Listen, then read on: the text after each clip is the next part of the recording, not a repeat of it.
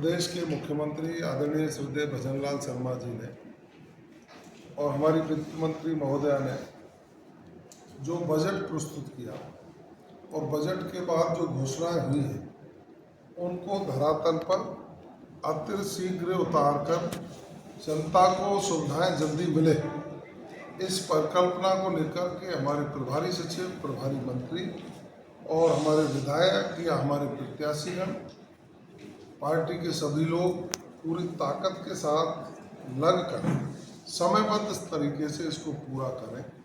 इसलिए आज रिव्यू बैठक थी। जो घोषणाएं हुई जिनके लिए जमीन आवंटन होने उनकी जमीन आवंटन हुए कि नहीं हुए, तो मुझे संतोष है कि अधिकतर के लिए जमीन आवंटन हो गए हैं। कुछ राज्य सरकार के स्तर के हैं, उनके प्रस्ताव भेज दिए गए हैं। 1-2 दिन में उनको करके बहुत जल्दी ही उनके शिलान्यास के कार्यक्रम होंगे। धौलपुर जिले के लिए जो सौगातें मिली हैं वो आप सबकी जानकारी में है।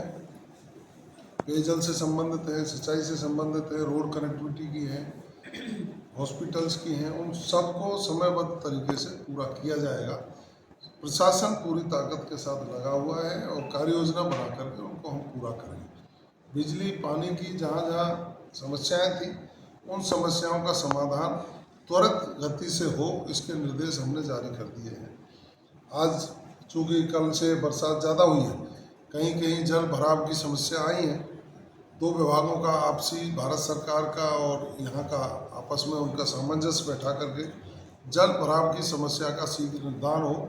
यहाँ के नगर परिषद के आयुक्त को तुरंत भेज करके मौके पर उसके भी निर्देश जारी कर दिए गए हैं। चूँकि 2 बजट आए हैं, प्रदेश का विकासोन्मुखी बजट आया है, पूरे प्रदेश के लोग उसकी मुक्त कंठ से तारीफ कर रहे हैं। आप देखेंगे पहली बार ऐसा हुआ है जब विपक्ष के भी हर विधायक ने बजट की तारीफ की है। पहली बार राजस्थान में ऐसा बजट प्रस्तुत हुआ जिसमें सभी को साथ लेकर के जनता के फायदे की चीज़ों की घोषणा की गई है, जो इनको धरातल पर शीघ्र पूरा किया जाए।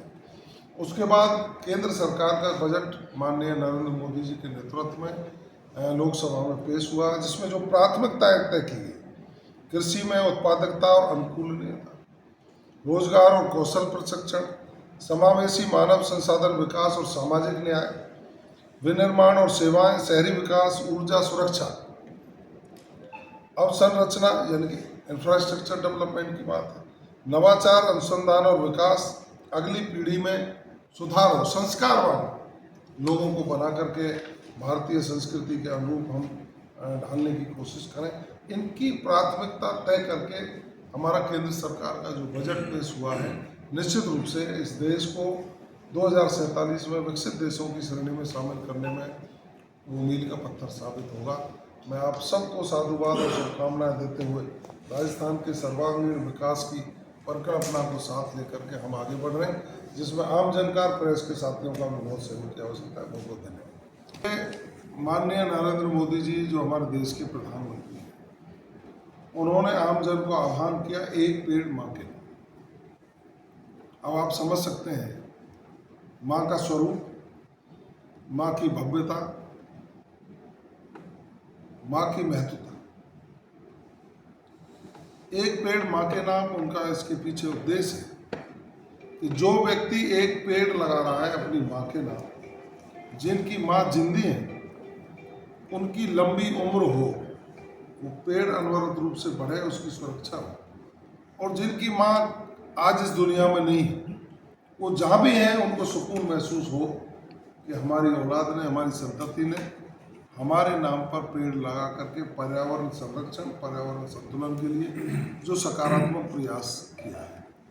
निश्चित रूप से व्यक्ति भावनात्मक रूप से इससे जुड़ रहा है। फिर भी राजस्थान की सरकार एक योजना बना करके, मैकेनिज्म बना करके समाज के जिम्मेदार लोगों को और सरकारी अधिकारी कर्मचारियों को जोड़कर इन पौधों की परवरिश अनवरत रूप से हो, इसका एक तैयार करके योजनाबद्ध तरीके से इनका संरक्षण किया जाए।